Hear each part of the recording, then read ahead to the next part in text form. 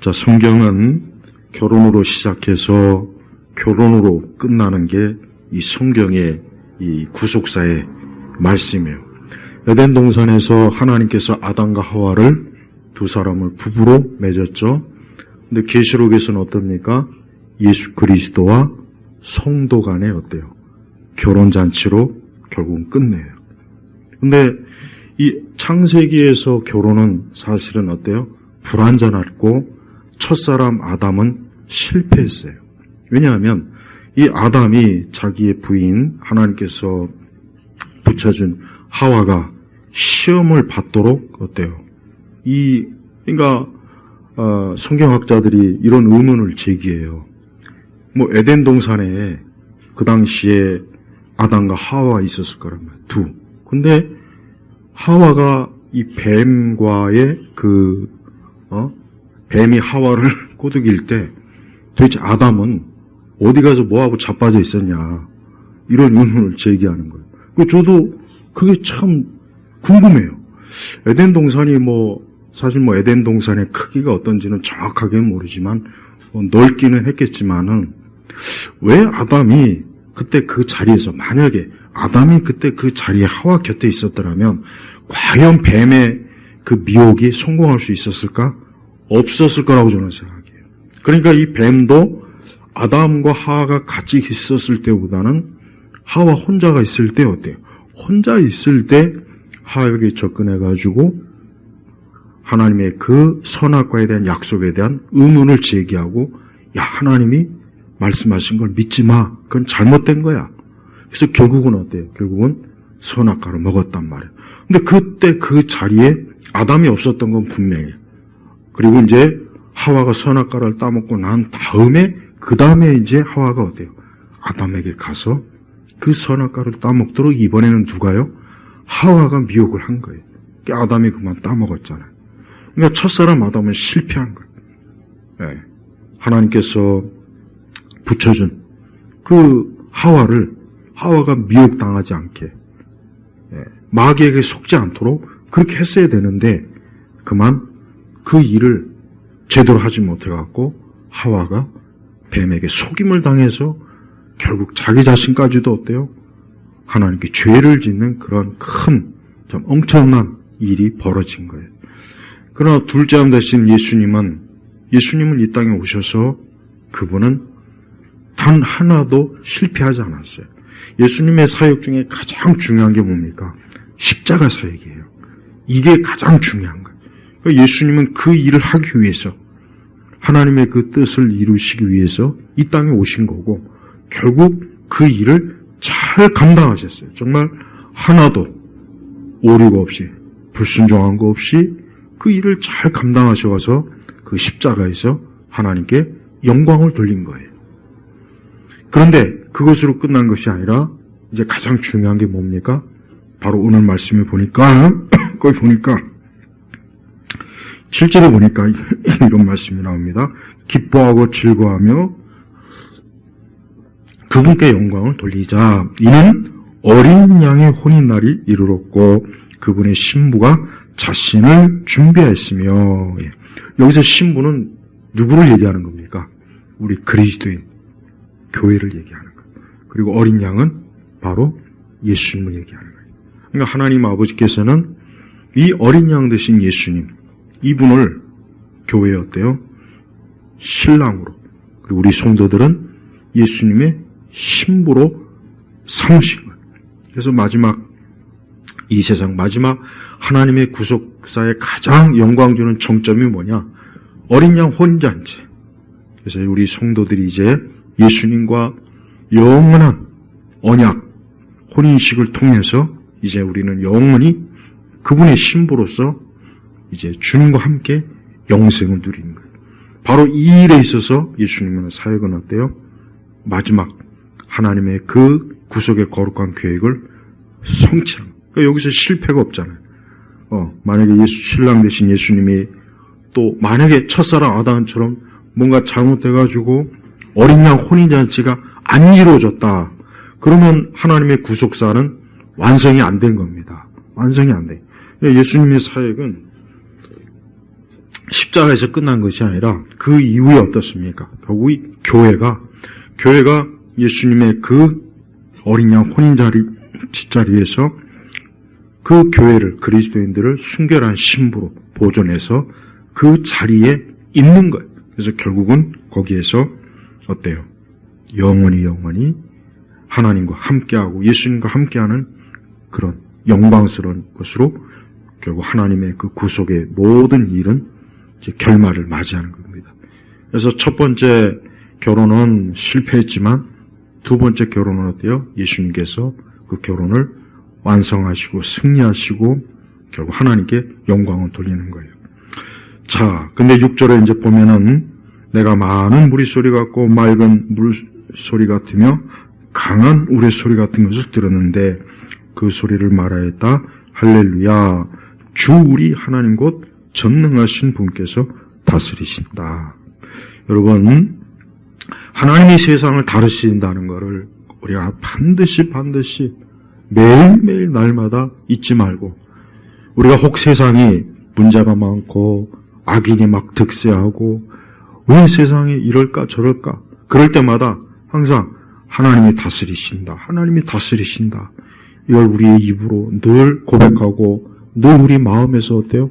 하나님이 다스리신다는 것을 자기 스스로가 확신을 하면서 우리는 혹 누군가에게도 하나님이 세상을 다스리신다 하는 것을 꼭 알려줘야 돼요. 이 땅은 누가 다스립니까? 왕이 다스린 게 아닙니다. 수상이나 대통령이 다스린 게 아니에요. 하나님이 다스리는 거예요. 하나님이 다스리기 때문에 궁극적으로 하나님께 영광을 돌릴 것이고 궁극적으로 하나님의 뜻이 이루어지는 것이고 하나님께서 모든 원하시는 그 모든 일들이 다 결론을 날 거예요. 그래서 여기서 할렐루야 그러잖아요. 그래서 할렐루야, 하나님이 찬양을 받으시고 영광을 받으시는데 왜 그러느냐? 하나님이 세상을, 그것도 이분이 어떻습니까? 전능하신 분께서 다스리신다 하는 것을 알 수가 있어요. 그래서 성도들은 우리가 살면서 어떤 세상에 좀 이해할 수 없고 뭔가 앞뒤가 안 맞고, 그리고 가만히 보면 그래요. 가만히 보면 악인이 꼭 결국은 악인이 이기는 것 같아요. 악인이 승리하는 것 같고 악인의 권세가 세워지는 것 같고, 이 언뜻 보기는 그래요. 그래서 이게 과연 정말 하나님이 다스리나 이런 의심이 들 때가 있기는 해요. 하지만 그럴 때마다 어떻게 해요? 이 말씀에 성경이 분명히 하나님 곧 전능하신 분께서 다스리신다. 그러니까 우리는 하나님께서 하시는 일을 우리가 다 알지 못하고 알 수 없지만 지금의 이 모든 것도 하나님께서 다스리시는 한 과정이라는 것을 우리가 믿고 있으면 우리가 많이 위로가 되고 안심이 될 거예요. 또한 우리는 하나님의 다스리는 것을 인정하지 않는 사람, 믿지 않는 사람이 참 많아요. 하나님이 세상을 다스리신다 그런 얘기를 하면 하나님 같은 것이 어디 있느냐? 그 하나님이 도대체 어디 있는데 왜 세상이 이러냐?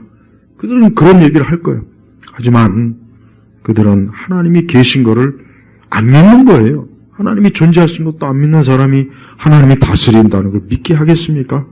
우리는 그런 얘기를 들을 때 그렇게 크게 신경 쓸 건 없지만 그들이 하나님이 다스리신다는 걸 빨리 깨닫고 하나님을 좀 믿게 해달라는 기도는 꼭 해야 됩니다.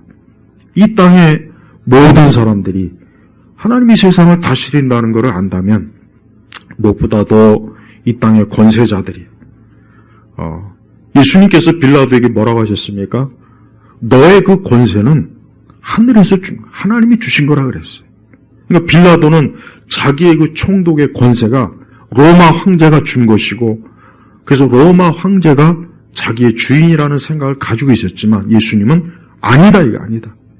너가 가진 권세는 위에서 하나님이 주시지 않았으면 너의 권세는 없는 거예요. 그래요. 이 땅에 악한 통치자들도 많아요. 아까 얘기했지만은 김일성이도 그다음에 우리나라 대통령들 보면 왜 이런 사람들이 왜 대통령이 됐을까? 솔직히 이해가 안 돼요. 그리고 또 부정한 방법으로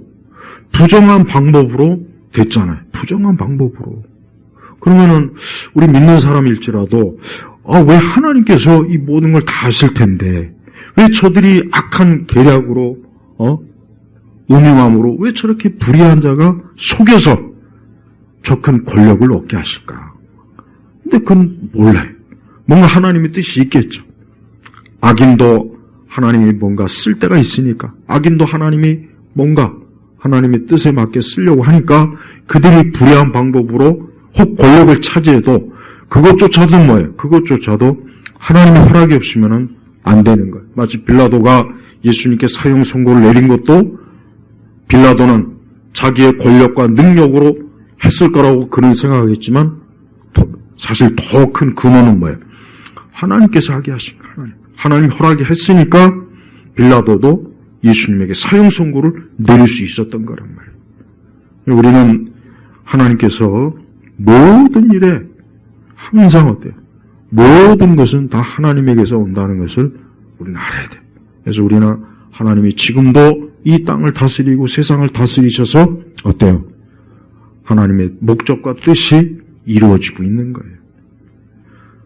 두 번째는 7절의 말씀입니다. 기뻐하고 즐거워하며 기뻐하고 즐거워하며. 네, 우리 성도들은 좀 우리가 현 상황이나 이런 것들이 좀 솔직히 기뻐하고 즐거워할 일보다는 없는 날이 더 많아요. 없는 날이 많습니다. 하지만 우리 성도들은 마지막 때에 하나님께서 이렇게 적어도 우리 성도들에겐 영광스러운 날이 딱 이야기되는 거예요. 온풍기를 좀 꺼도 될 것 같아요. 좀 추워야 돼요, 확실히. 예배 때는 추워야 이게 확실히 이 졸음이 좀 이렇게 위에서 찬바람 나오면 참 좋을 텐데 그게 안 돼갖고 좀 아쉬워요. 자, 기뻐하고 즐거워하며 여러분 결혼을 앞둔 신부가 그래도 즐거워하겠죠? 그렇지 않겠습니까? 결혼 앞둔 신부가 이 결혼 내가 잘못하는 것 같아. 이거 물러야 되는 거 아니야? 그런 신부보다는 빨리 결혼식장에 들어가서 신랑 손을 잡고 빨리 결혼을 했으면 좋겠다. 그런 마음이 더 많겠죠. 우리 성도들도요. 우리 성도들의 기쁨과 즐거움은 이 땅에서 오는 것이 아니라 어디에서 옵니까? 하늘에서 오는 거예요. 그러니까 성도들은 확실히 정말 신랑 되신 예수님과 앞으로 이 어린 양 혼인잔치를 할 것을 그걸 바라보며 사는 거예요. 그게 위안이고 위로고 기쁨이고 그게 소망이에요. 그게 소망입니다. 그러니까 형은 지금 우리가 살고 있는 우리 현 상황이 좀 안 좋고 낙심이 되고 왜 이러나 왜 저러나 뭔가 그런 게 있어요. 하지만 세상 사람들은 그게 전부예요. 그러니까 세상 사람들은 그 이상이 없어요. 그 이상. 하지만 우리에게 뭐가 있습니까? 그래 설령 지금 좀 이래도 우리에게는 크고 기쁜 날이 있다. 나에게는 크고 기쁜 날이 있다. 나는 그날을 바라보면서 오늘 살아간다. 위로를 받는다. 내가 몸이 아프고 여러 가지로 어렵고 또 혼란도 있고 또 뭔가 모르게 참 인간적으로 아무 소망이 없어도 우리 성도들의 큰 소망이 뭐냐?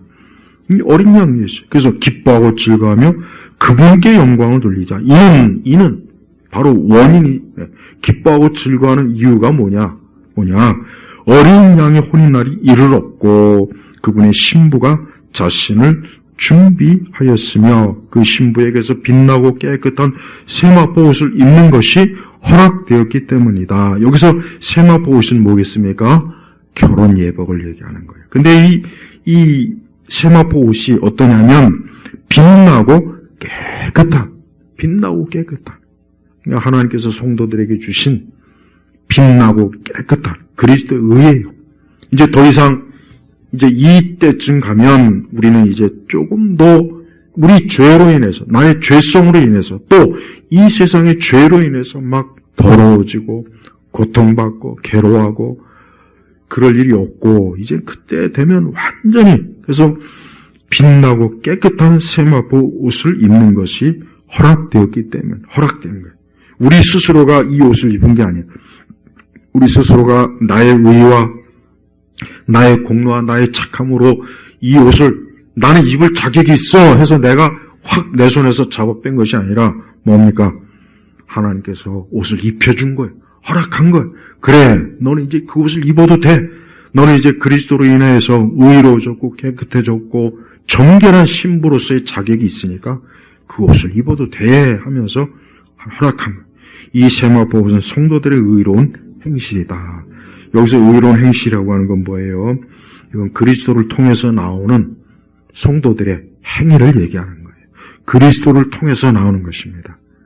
우리 자신의 우리에게서 나온 게 아니에요. 인간에게서 어떤 의로운 행실이 나오겠습니까? 그렇다면은 예수 그리스도의 그 십자가의 구속이 필요가 없죠. 그래서 하나님께서는 그리스도를 통해서 우리 하는 모든 일들이 의롭도록 거기서부터 우리의 모든 것들이 의로워지도록 하나님 만들어주신 거예요. 9절에 보니까 그 천사가 내게 말하기를, 천사가 이제 요한 사도에게 말하는 건데 뭐라고 했냐면, 기록하여라, 어린 양의 결혼잔치에 초대받은 자들은 복이 있다라고 하였고, 또 그가 내게 말하기를 이것들은 하나님의 참되신 말씀이다 라고 하였다. 여기서 어린 양의 결혼잔치, 어린 양 결혼잔치. 네. 예수 그리스도와의 결혼, 예수 그리스도와의 영원한 결합, 예수 그리스도와의 영원한 함께하는 것을 지금 말해나는 거예요. 근데 여기서 보니까 초대받은 자들은 복이 있다. 누가 초대를 받습니까? 이 어린 양의 혼인잔치에 누가 초대받습니까?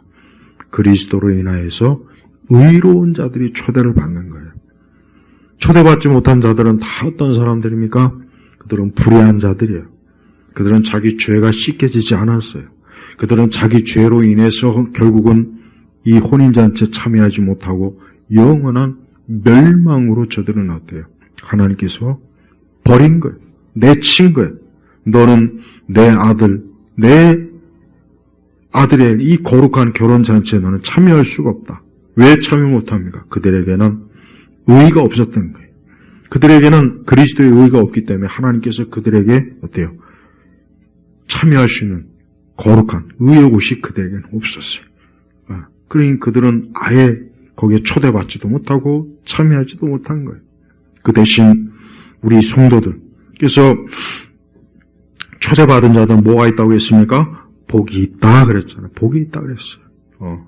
그러면서 이걸 다시 한번 확증하는데, 또 그가 내게 말하기를, 그러니까 천사가 이것은 자기 말이 아니라 이것들은 하나님의 참되신 말씀이다 한 거예요. 그러니까 천사는 지금 자기가 말하는 게 아니다. 내가 말하는 것이 아니라 하나님께서 하신 말씀이다. 그래서 하나님께서 어린 양 참자리에, 혼인자리에 초대받은 자들은 다 복이 있다고 하나님께서 말씀하신 것이다. 하나님께서. 그러니까 이 어린 양의 혼인잔치를 주관하시는 분이 누구입니까? 하나님이에요. 하나님 아버지예요. 그 다음에 그 혼인잔치의 신랑은 누굽니까? 아들 예수님이에요. 아들 예수님이에요. 그리고 그의 신부는 누구입니까? 우리 성도들을 얘기하는 거예요. 여러분, 이게 바로 이제 요한계시록의 끝부분이에요. 그래서 하나님께서는 인류의 모든 것들을, 역사를 무엇으로 결국은 끝내냐, 이거. 뭐로 하나님의 거룩한 마지막 구속의 역사를 마무리하느냐. 그 아들 예수 그리스도의 혼인잔치로 화려하게 아주 영광스럽게 그거를 마지막 영광스러운 모습으로 딱 마무리해서 이젠 더 이상 어때요? 이젠 이 땅에 이젠 죄인의 고통과 슬픔과 괴로움과 전쟁과 환난과 질병과 죽음이 없는 그 영광스러운 혼인잔치로 이제 쑥 이제 들어가는 거예요. 그러니까 우리 성도들이 그 땅에 그때 그 자리에 우리가 있는 거예요. 그때 그 자리에 내가 있는 거라고. 이게 우리 성도들의 소망이에요, 소망. 여러분, 앞으로 이 세상이, 제가 지난 시간에 또 말씀을 전했지만 세상이 절대 좋아지지 않습니다. 앞으로 더 우리가 지금 알지 못하지만 더 어려운 시대가 올 거예요. 더 어렵고 힘들고 더 이 땅의 사람들이 고통받을 때가 분명히 올 거예요. 이 세상이 원래 그렇습니다. 이 세상이 절대 이 악한 원수 마귀가 그냥 조용히 얌전히 있다가 지가 멸망의 길로 가겠습니까? 절대 그렇지 않습니다. 저 악한 자는 예수님을 대적할 것이고 그리스도의 몸 된 교회를 대적할 거예요. 믿는 자를 핍박할 거예요.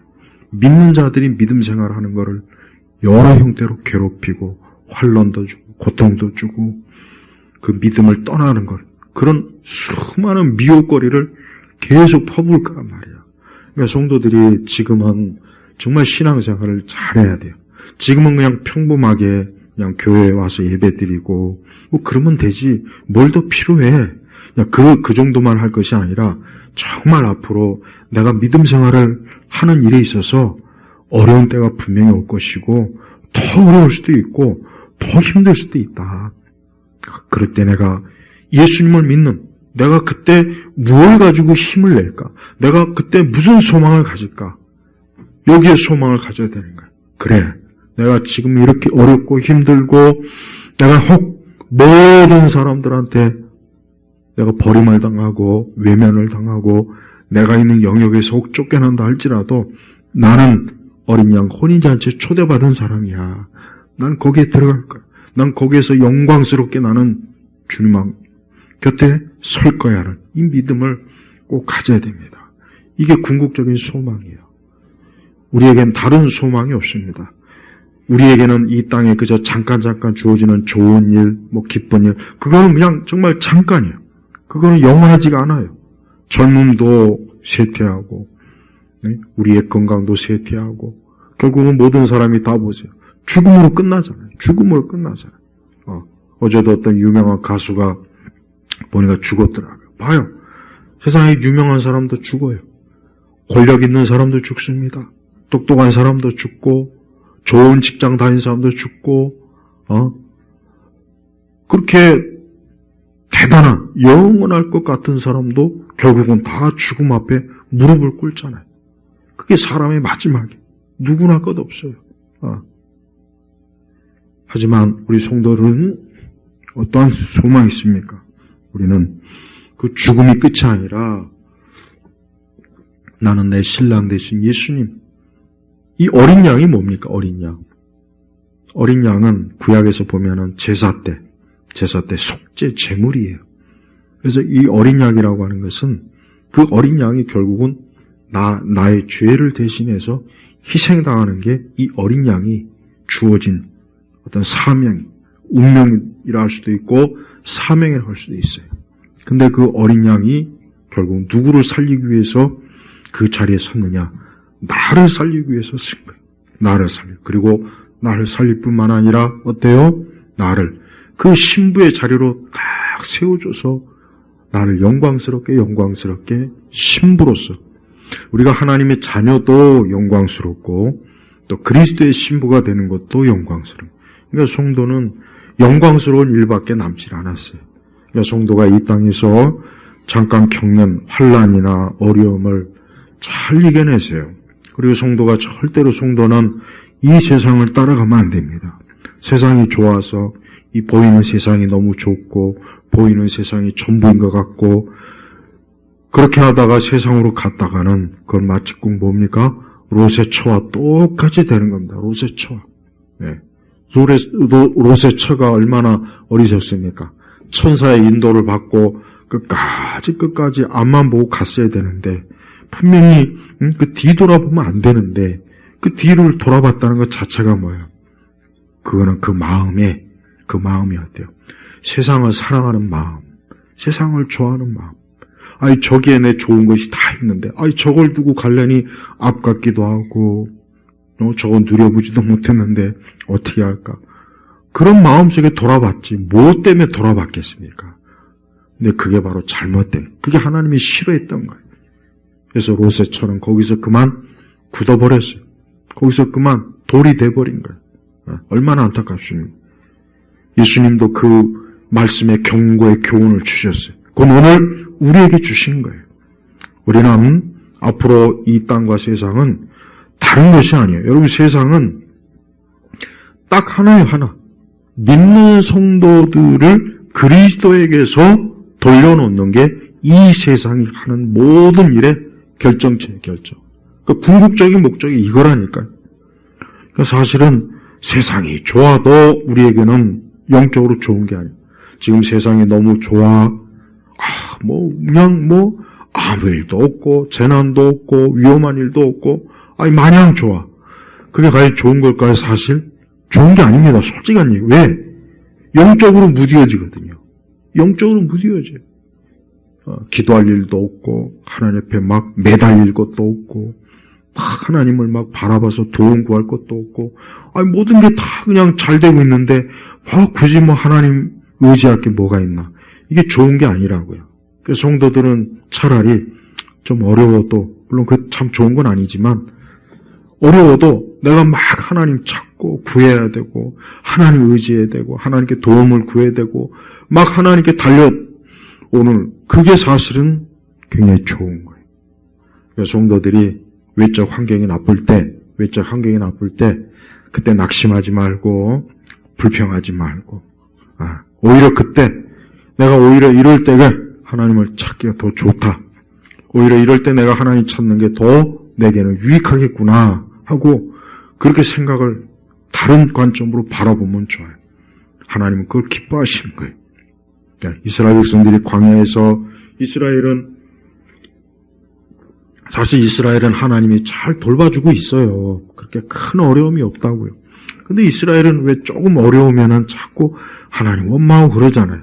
그러니까 왜 그때 꼭 그럴까? 그때 그렇게 하지 말고, 이럴 때 우리가 하나님을 더 믿고, 하나님께 기도하고, 하나님의 도움을 구하고, 하나님 앞에 가자. 이러면 얼마나 하나님 기뻐하시겠어요? 그럼 하나님께서 그들을, 40년 동안 굳이 광야에 있지 않고, 가나안의 젖과 꿀이 흐르는 땅으로, 금방 인도해서, 그 가나안의 젖과 꿀이 흐르는 땅에서, 얼마나, 참, 거기서 좋은 노예가 아닌 자유민으로서 살 수가 있는데, 첫 세대 이스라엘은 그렇지 못했단 말이에요. 우리가 이 땅에 살 때도 그래요. 우리가 어떤 어려움이 오고 그래도 절대 원망하거나 불평하지 말고, 이럴 때 내가 또 하나님 한번 찾아보자. 이럴 때 내가 진짜 하나님 찾아보자. 이럴 때 정말 하나님이 계신가? 평소에 그런 의심이 들었다면은, 그래, 이때 내가 하나님 찾아보자. 하나님이 계시고 하나님이 다스리고 하나님 모든 걸 인도하신다는데, 그래, 이때 한번 내가 하나님 찾고 구해서 그 하나님을 알고 하나님 더 가까이 하자. 이런 마음을 먹는 게 이게 하나님이 기뻐하시는 거예요. 그렇지 않고 마귀는 교묘해요. 이 사단은 우리 마음을 비집고 들어오는데, 우리 마음에 꼭 이 사단은 시험거리를 생기면 그때 꼭 비집고 들어와요. 이 마귀는 꼭 시험거리가 있으면 그때 비집고 들어와서, 야, 하나님이 어디 계시냐? 야, 하나님이 함께 하시면 이런 일이 있겠느냐? 야, 하나님이 널 돌보시겠느냐?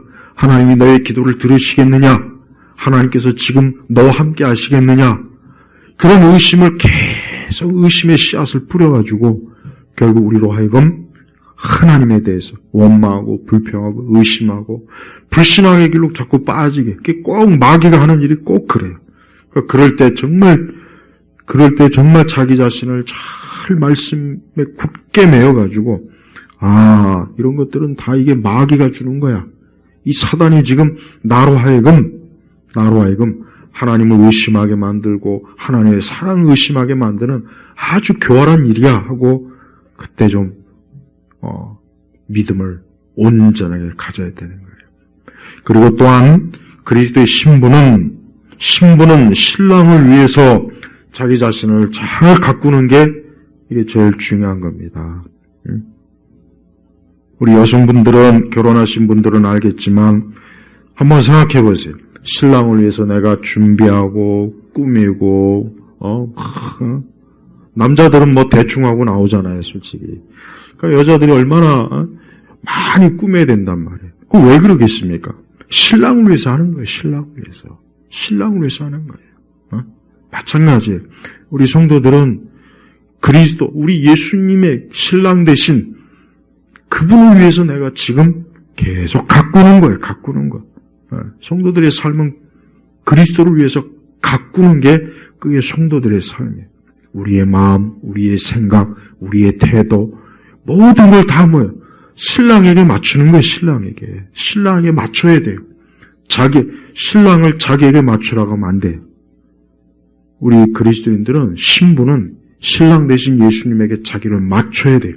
그래서 뭐든지 신랑 대신 예수님에게 모든 걸 다 맞춰요. 우리 예수님이 좋아하는 것, 예수님이 즐거워하는 것, 반대로 예수님이 싫어하는 것, 예수님께서 기뻐하지 않는 거는 나도 기뻐하지 않아야 되는 거예요. 그러니까 성도는 매번 매순간 하여튼 모든 걸 크든지 작든지 예수님에게 다 맞춰야 돼요. 예수님에게. 근데 그게 기쁨으로 해야 되는데, 그게 막 귀찮고, 그게 막 짜증나고, 하기 싫은데, 그냥 어거지로. 그러면 신랑이 좋아하겠어요? 싫어요. 당연히 싫어하죠. 우리 예수님은, 우리 성도들이, 우리가 뭐든지 그분에게 맞추는 걸 기뻐해요. 기뻐한다고요.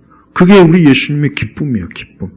그러니까 신부는 진짜 신부라면, 그가 정말 그리스도의 진짜 신부라면, 하여튼 모든 걸 우리 신랑 대신 예수님의 그분이 기뻐하는, 그분의 취향, 그분의 하여튼 거기에 다 맞춰야 돼요, 세세하게. 그게 경건입니다. 그게 하나님 앞에서 하나님 기뻐하시는 거예요. 그래서 성도는 이제 자기의 삶을 자기가 사는 게 아니라 뭐예요? 자기가 사는 것이 아니라 신랑에게 맞추는 거예요. 자, 하와의 큰 잘못이 뭔지 아십니까? 하와의 큰 잘못은 자기 머리가 된 신랑 아담에게 그 뱀이 그런 얘기를 했을 때 그 하와가 정말 잘못한 게 뭐냐면 뱀의 말을 한번 아담에게 가서 물어봤어야 되는 거예요. 지금 뱀이란 녀석이 내가 뱀 얘기하니까 내가 이제 성경 뱀을 얘기하다가 추면 저거 좀 트세요. 유튜브에 이제 뱀에 이렇게 오는데 왜 이렇게 그냥 뱀요리가 막 엄청 나오는 거야, 엄청. 뱀요리 막 이만한 막 사람보다 큰 뱀을 그냥 요리해갖고 막 튀겨 먹고 막 탕도 해 먹고 막 삶아 먹고 볶아 먹고 막 뱀요리가 그렇게 많더라고요. 이게 한번 검색하니까 계속 뱀요리가 나오네 또. 그래서 이 뱀에 대해서 좀 이게 실제 좀 연구를 하려고 이제 뱀 영상 그렇게 뱀요리가 많아요. 즐겨 먹더라고. 혹시 오늘 가서 한번 영상 검색해보세요. 뱀요리. 동남아시아 사람들이 그렇게 뱀을 막 이만한 뱀, 그냥 뱀도 아니에요. 지금 사람 몸통만한 이 뱀들을 막 잡아다가 막 그냥 껍질 벗겨가지고 끓여 먹고 그래서 막 끔찍하더라고요. 자 보세요. 하와가 뱀이 그런 얘기를 했으면 하와가 진짜 아담의 신부로서의 그 의무를 지키려면 어떻게 됩니까? 그 뱀이 한 말을 아담에게 가서 확인을 했어야 돼요. 지금 뱀이 이런 얘기를 하는데 이게 맞냐고, 이게 맞는 거냐고 아담에게 얘기를 했어야 돼요. 그럼 아담은 분명히 그건 하나님께서 말씀한 거하고는 틀리고 잘못된 말이다. 그렇게 했어야 되는 거예요. 근데 하와가 왜 자기 마음대로 결정을 하는 거예요. 그러면 안 되겠다고요. 그러니까 아담도 잘못했지만 하와도 어때요? 자기 머리인 신랑은 우리 결혼한 여성들은 신랑이 그 남편이 자기 머리란 말이에요. 그러면 가서 물어보고 그렇게 했어야 되는데 그렇게 안 하고 자기 마음대로 결정을 해가지고 결국은 어때요? 죄를 범한 거 아니에요. 그러니까 그게 사실은 먼저 잘못된 거. 물론 아담이 그 하와가 아직 연약한, 분명히 아담보다는 연약하단 말. 그러니까 자칫 하와가 혹시라도 잘못될 수 있으니까 항상 늘 가까이서 옆에서 이렇게 있었어야 되는데 그렇지 못한 것도 큰 책임이고 마찬가지예요. 우리 성도들은 자기 마음대로 하면 안 돼요. 항상 우리가 그리스도의 그분에게 늘 그분이 예수님의 뜻이 뭘까? 주님께서 어떻게 말씀하실까? 그분의 생각과 그분의 목적이 뭘까? 항상 그래야지 내 마음대로 결정하고 내 마음대로 그거는 신랑 되신 예수님을 무시하는 거예요. 그러니까 하와는 아담을 무시한 거라고요. 아담을 무시했어요. 자기 신랑에게 가서 물어야죠. 먼저 가서 묻고 그 뱀의 말이 맞다 그러면 그때 가서 뭐 선악과를 따먹든 튀겨먹든 뭘 하든지 해야지. 근데 왜 자기 마음대로 신랑 그 아담의 말을 먼저 물어보고 아담의 확인하면은 얼마나 좋았어요. 근데 안 했다고. 그 자리에서 그냥 따먹은 거예요. 따먹어. 그게 얼마나 안타깝습니까? 그러니까 하와는 자기가 마땅히 자기의 머리인 아담에게 가서 아담의 뜻을 묻고 확인하고 구했어야 되는데 그렇지 않아서 결국은 어때요? 그 엄청난 일이 아담에게까지 결국은 다 미쳐버린 거예요. 지금도 똑같아요. 우리 성도들은 모든 일을 언제나 그냥 예수님을 그저 입으로 고백하고 그게 끝이 아니에요. 우린 예수님이 정말 살아계셔서 그분은 내 모든 걸 다 아시고 내 생각도 아시고 내가 그분에게 뭘 물으면 그분은 반드시 말씀으로 답을 주시고 그래서 이것이 옳다, 그것은 그러다. 하나님의 말씀으로 분명히 나에게 주님은 내게 알게 하실 것이다. 이 믿음이 없으면 그건 예수님 믿는 게 아닙니다. 예수님은 그저 벽에다 사진 하나 걸어놓고 그렇게 보라고 예수님을 믿으라고 그게 믿음이 아니죠. 예수님을 우리가 인격적으로 믿어야 되잖아. 우리가 옆에 있는 사람하고 얘기도 하고 나누고 의논도 하고 마찬가지예요. 그냥 옆에 있는 사람이 사진으로 있습니까? 그림으로 있습니까? 아니잖아요. 예수님은 실제로 우리와 함께 하시고 지금도 동행하시는 분이라고요. 그래서 지금 우리 성도들은 항상 매순간 예수님 그분에게 묻고 내 마음대로 하면 안 돼. 이제 그리스도를 믿은 이후부터는 이제 절대 나는 언제나 예수님 그분이 어떻게 결정하시는지 그분의 말씀이 무엇인지 그분의 뜻이 무엇인지 그게 먼저 중요한 거야. 거라고. 그게 가장 우선이라고. 그래서 항상 그걸 우선으로 해서 우리가 살아가는 게 이게 그리스도의 삶이고 그리스도의 신부로서 그게 마땅한 의무요 책임이 되는 거예요. 그래서 우리 성도는 다른 거 없어요. 다른 거 없습니다. 언제나 예수님에게 늘 초점을 맞춰야 돼요. 좋은 신부나 좋은 아내는 항상 어때요? 자기 신랑을 항상 염두에 두는 거예요. 마찬가지. 영적으로도 똑같습니다. 영적으로도 언제나 내 신랑 되신 예수님이 이걸 어떻게 보실까? 이걸 어떻게 생각하실까? 그분의 뜻이 무엇인가? 항상 신랑 되신 예수님을 향하여 우리가 사는 겁니다. 마귀가 바로 그걸 싫어하는 겁니다. 세상이 그걸 싫어해요.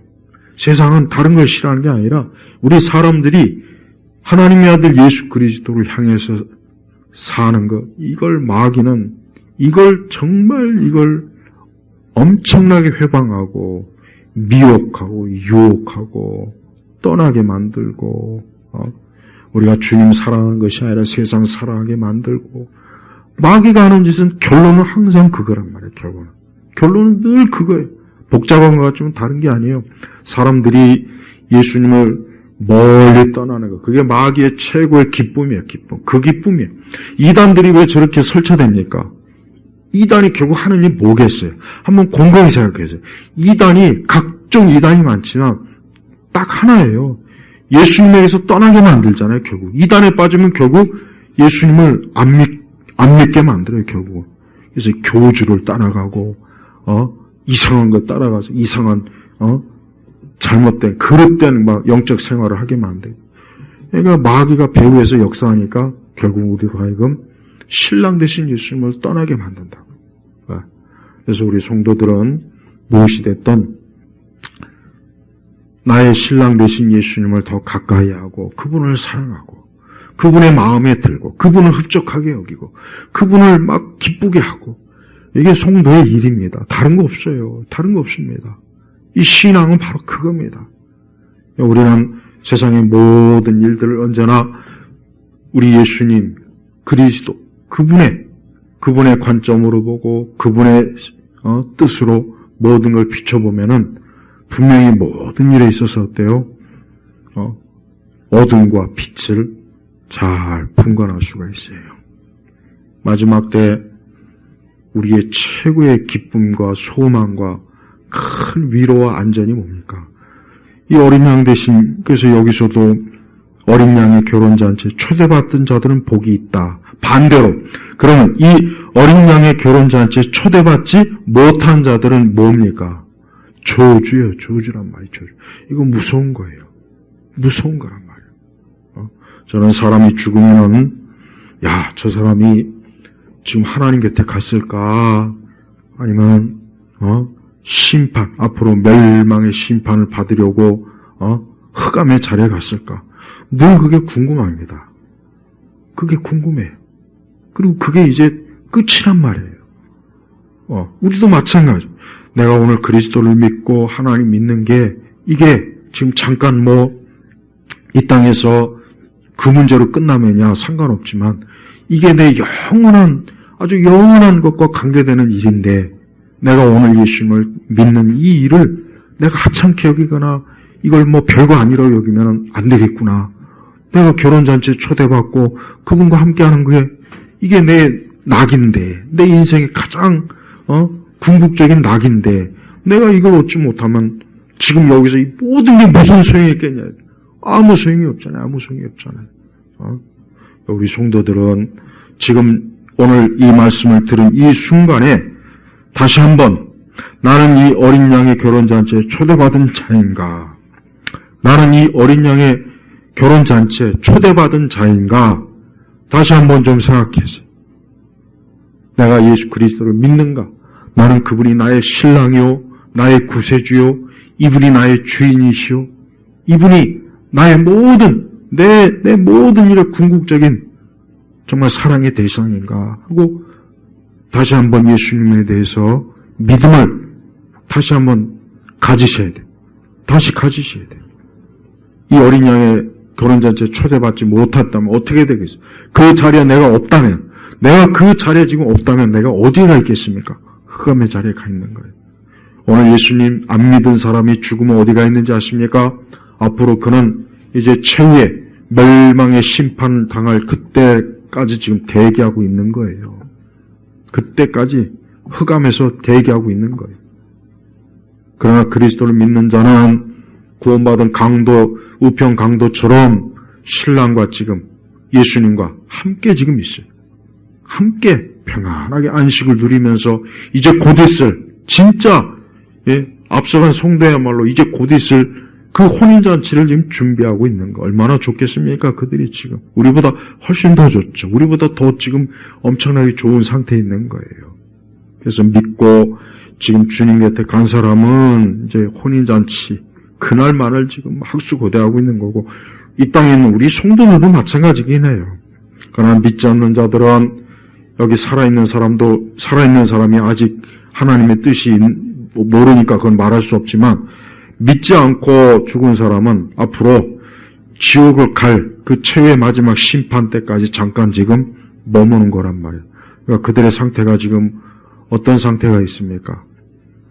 내가 이 땅에서 예수 믿을 걸, 내가 이 땅에서 교회 나갈 걸, 내가 이 땅에서 신앙생활 할 걸, 내가 이 땅에서 사업한다고, 공부한다고, 취직한다고, 뭐 한다고, 그냥 이런 거 등한히 여기고, 내가 그렇게 친구들하고 놀고, 먹고, 사람들하고 등산 다니고, 뭐하고, 그게 얼마나 큰 후회와 탄식과 돌이킬 수 없는 고통이겠냐고요. 한번 생각을 해봐요.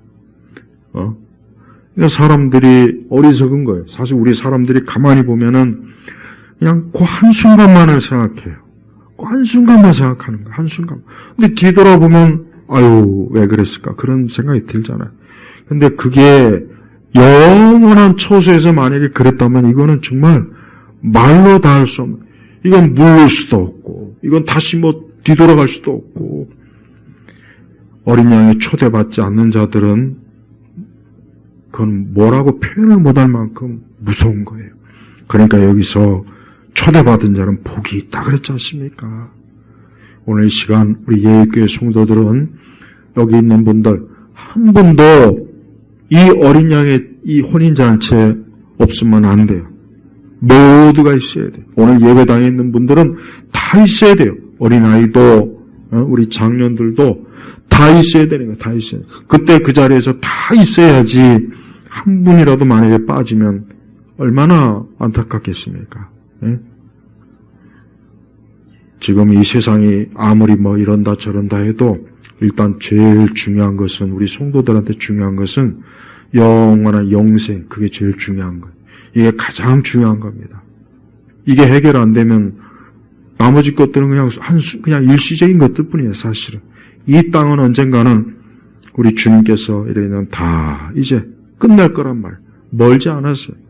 그러니까 나는 이 지상에서 지금도 세상 권력을 가지고 지가 하나님이 척하는 거, 내가 이따 세계관 때 하겠지만은 이것들은 지가 하나님인 줄 알아.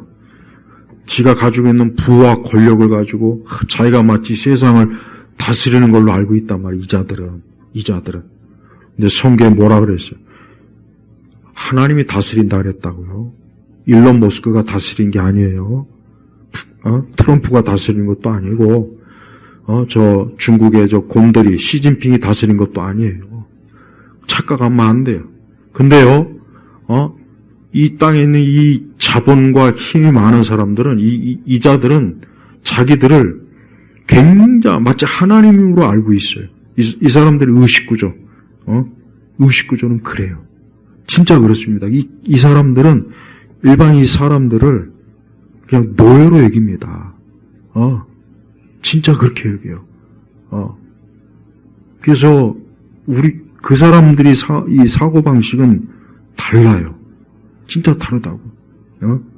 그러니까 그들이 이 대중, 일반 사람들을, 여러분, 전 세계 가장 돈 많은 사람 10명이 이 땅에 가난한 나라 85개국 사람보다 돈이 더 많습니다. 85개국의 가난한 국가의 국민들이 가진 돈하고 이 땅의 초인류 그 부자 10명의 재산이 더 많아요. 이거 엄청나지 않습니까? 그 사람들이 정기적으로 모여가지고 이 세상을 앞으로 우리가 어떻게 하자 지금 그런 짓을 계속 꾸미고 있어요. 그러니까 그 사람들의 눈에는 우리 사람들은 그냥 가축으로 봅니다. 그러니까 이것들이 지 마음대로 전쟁도 일으키고 금융도 지들 마음대로 조작질을 하고 그런다고요. 그런데 그 자들 다 하나님의 심판과 저주를 받을 거예요. 다 지옥 갈 거예요. 빌 게이츠, 저놈도 아주 악한 자예요. 아마존의 그 설립자 그 녀석도 그렇고.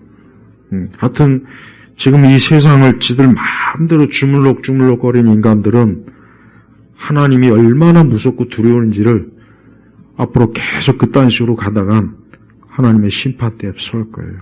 우리 성도들은 그런 사람들을 부러워하지도 말고 그들을 아예 절대 그들을 절대 부러워하지 마. 왜 나도 좀 저처럼 되고 싶다. 그러면 안 돼요. 좋은 게 아닙니다. 오히려 다른 거 어떤 것보다 하나님께서 우리 주 예수님을 믿게 하시고 나에게 영원한 생명 주시고 내가 영생에 이르도록 천국에 가도록 하나님 나를 유업으로 주신 게 이게 얼마나 큰 축복이냐. 이건 정말 말로 다 할 수 없는 거예요. 그러니까 하나님께서 주신 이 놀라운 거를 이거는 빌 게이츠도 아니고 어느 누구도 이거는 돈 주고 살 수 있는 게 아닙니다. 이렇게 귀한 걸 우리 주님이 나에게 주셨구나. 우리 주님을 통해서 나에게 주님의 의로 내게 주셨구나. 이거 감사해야 돼요. 여러분 마지막 때 얼마나 많은 사람들이 예수님의 은혜와 사랑을 입지 못해서 하나님의 그 구원을 받지 못해갖고 통곡하고 비명을 질러대고 저주를 하며 그 지옥의 불고덩이 들어갈 걸 한번 생각해 보십시오. 그들이 지금 아무리 화려한 삶을 유지한다고 해도 그건 잠깐인 겁니다. 오히려 우리 성도들, 이 어린 양 혼인잔치에 참여한 우리 성도들이야말로 영원히 쇠퇴하지 않고 썩지 아니하고 무너지지 않는 하나님 나라 천국에서 영원히 주님과 함께 복락을 누릴 거예요. 우리 성도들은 이 소망과 이 믿음 가지고 우리가 인생을 살아야 돼요. 앞으로 오고 오는 세상이 더 나빠지고 더 어려워지고 더 끔찍해지고 뭔가 그래도 괜찮아요. 우리는 주님 안에 있는, 우리는 주의 사랑 안에 있는 사람이기 때문에 그런 거 크게 두려워하지 말고 담대하게 맞서면 됩니다. 우리 영혼 성도들이 여기 있는 분들, 저를 비롯해서 우리 모두가 이 어린 양 혼인잔치에서 그때 기뻐하고 즐거워하고 이제 더 이상의 슬픔도 없고 근심도 없고 아픈 것도 없고 고생하는 것도 없고 추운 것도 없고 더운 것도 없고 괴로운 것도 없고 어둠도 없고 얼마나 좋습니까? 그때가 생각하면 얼마나 좋아요. 그렇지 않겠습니까? 이건 하나님이 우리에게 약속하신 거니까 이 축복의 약속을 믿고 복되게 살아가실 주의 이름으로 축복합니다. 기도하겠습니다. 하나님 아버지 감사합니다. 주여 이 땅은 어느 면으로 보나 우리 성도들이 평안을 얻을 수 있는 것도 아니고 우리에게 즐거움과 기쁨을 줄 것도 아니고 이 땅은 죄로 인해서 늘 불안하고 전쟁과 슬픔과 죽음이 가득한 곳입니다. 우리를 하나님의 사랑으로 그 가운데서 건지신 아버지 하나님께 감사합니다. 주여 우리 예일교회 온 성도들이 지금 이 예배의 자리에서 이 말씀을 듣고 있는 모든 이들이 이 어린 양의 혼인잔치 자리에 초대받아 그 자리에 기쁨과 영광으로 서게 하여 주옵소서. 우리가 그때는 기쁨으로 찬송하며 더 기쁨으로 즐거워할 수 있는 그런 복된 날일 될 줄로 믿습니다. 지금 이 시간에 온 우리 성도들이 다시 한번 예수님 믿는 믿음으로 주님에 대한 믿음을 굳건하게 하는 우리 성도들이 되게 하소서. 예수 그리스도 이름으로 기도 올렸습니다. 아멘.